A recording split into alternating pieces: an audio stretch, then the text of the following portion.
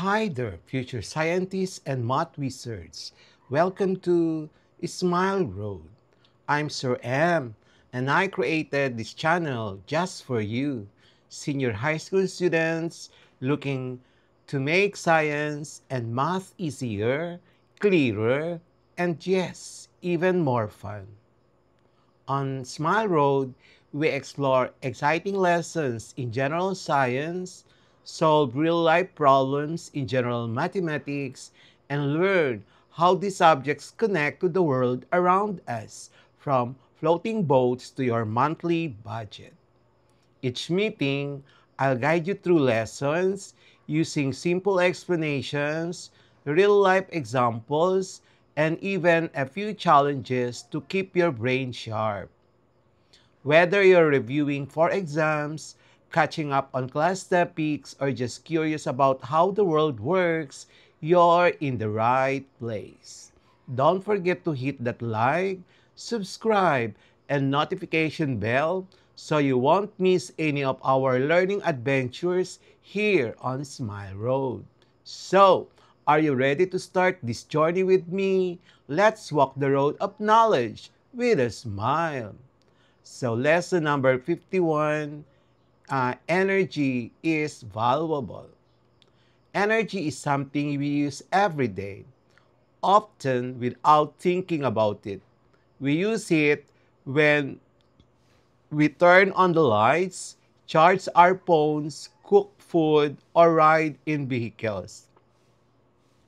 But energy is not unlimited, and producing it always has a cost, whether in money, natural resources, or environmental impact.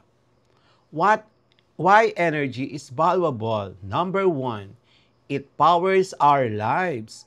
Almost everything we do today depends on energy. Without it, our modern way of living would stop. Number two, it comes from limited resources. Many energy sources like coal, oil, and natural gas are non-renewable. Once used up, they can't be replaced easily. Number three, it has an environmental impact. Generating energy can produce pollution and contribute to climate change which affects our health and the planet. Number four, it costs money. Wasting energy also means wasting money, whether in our homes, schools, or industries. Examples of everyday energy use: using electric fans, TV, refrigerator, air conditioner, charging devices, phones, laptops, tablets, transportation, cars, buses, trains, industrial production, factories, manufacturing plants. Why we should use energy wisely? Okay, so saves money. Lower electricity bills mean more savings. Protect the environment. Using less energy reduces pollution and greenhouse gases. Ensure supply for the future. Careful use helps ensure that future generations will still have access to energy. Simple ways to value and save energy. Turn off appliances when not in use. Number two, use energy efficient devices like LED lights. Number three, unplug chargers when not charging. Number four, use natural lights during the day.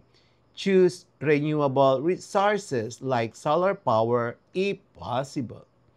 Energy is more than just electricity or fuel. It is the lifeblood of our daily lives. By understanding its value and using it wisely, we help protect our planet, save money, and ensure a better future for everyone. Energy is the ability to do work or cause change.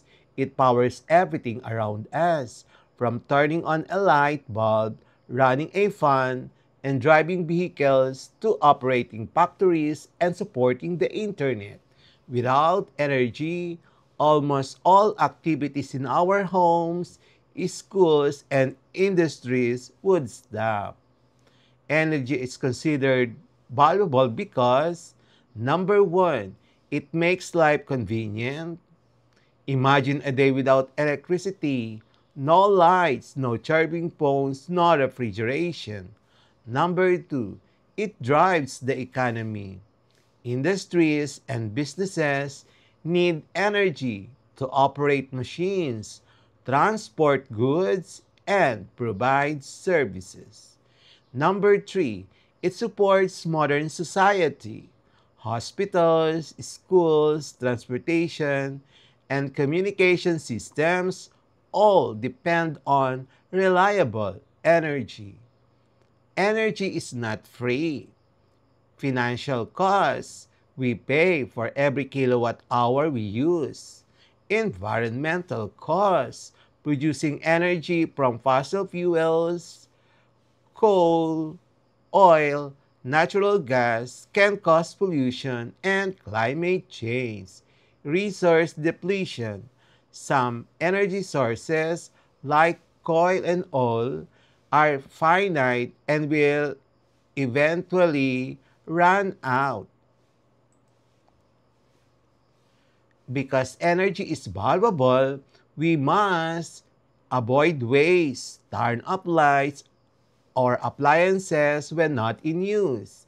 Choose efficient appliances. Look for energy labels.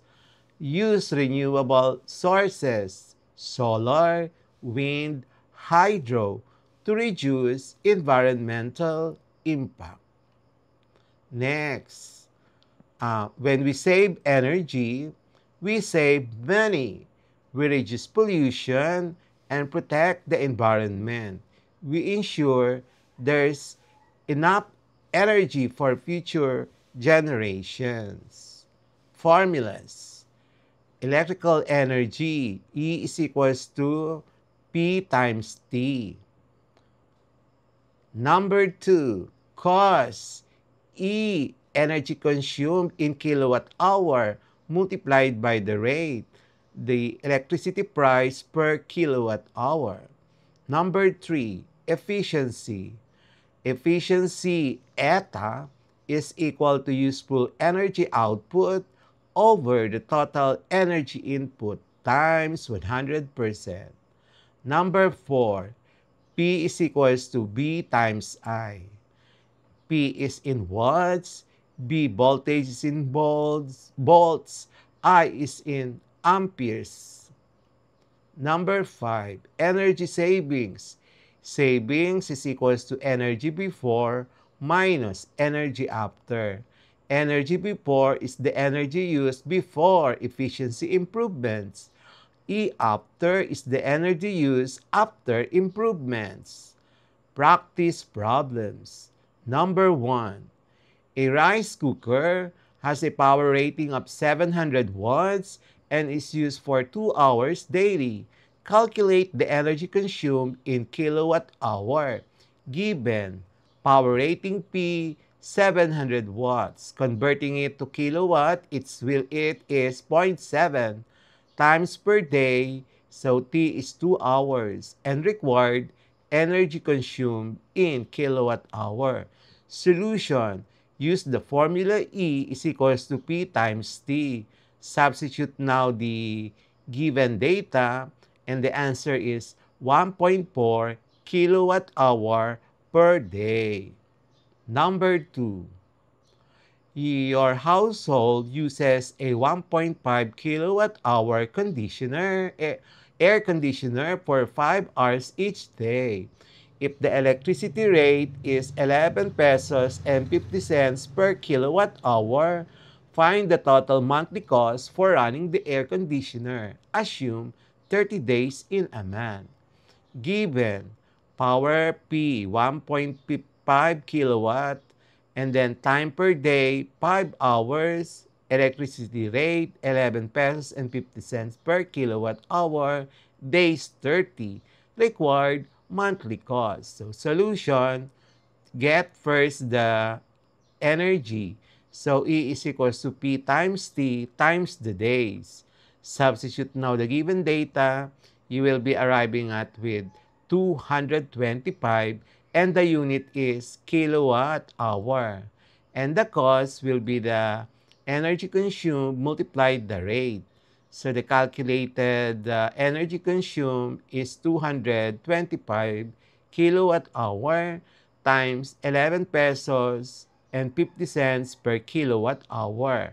The final answer is 2,587 and 50 cents. Number 3, a washing machine consumes 2.4 kilowatt hour in one use. If you run it 12 times in a month and the rate is 10 pesos and 75 per kilowatt hour, how much will you spend for the month? Given energy per use 2.4 kilowatt hour, uses per month 12, and then the rate 10.75 per kilowatt hour. Required the monthly cost. So the monthly energy consumption is 2.4 times 12, and that is 28.8 kilowatt hour.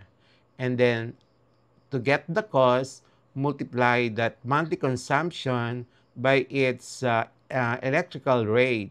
So you have 28.8 times 1075, you will have 309 pesos and 60 cents. That is the final answer. Number 4, a water pump uses 2,000 joules of energy to lift water but only delivers 1,500 joules as useful work. Calculate the efficiency of the pump in percent. So given the energy input E in is equals to 2,000 joules. And the useful output is the E out, which is equal to 1,500 joules. We are asked to obtain the efficiency. So the formula to use is eta is equals to E out over E in times 100%. And then substitute the given data. The final answer is 75%. Number 5, a light bulb is rated at 60 watts but produces light output equivalent to only 9 watts of useful light energy. Find its efficiency. Given the input power 60 watts, the useful output 9 watts. Required the efficiency. So use the formula eta is equals to useful output over the input power multiplied by the 100%. Substituting the given data, the final answer is 15%. Number 6, a television has a voltage of 220 volts and draws a current of 1.8 amperes. Find its power rating in watts. So given voltage 220 volts, current I 1.8 amperes, required power rating in watts. Solution, P is equals to V times I. Substitute the given data and the final answer is 396 watts. So we will continue this lesson number 51 with the second part. And okay, so I will now continue it with the second part. Thank you, everyone.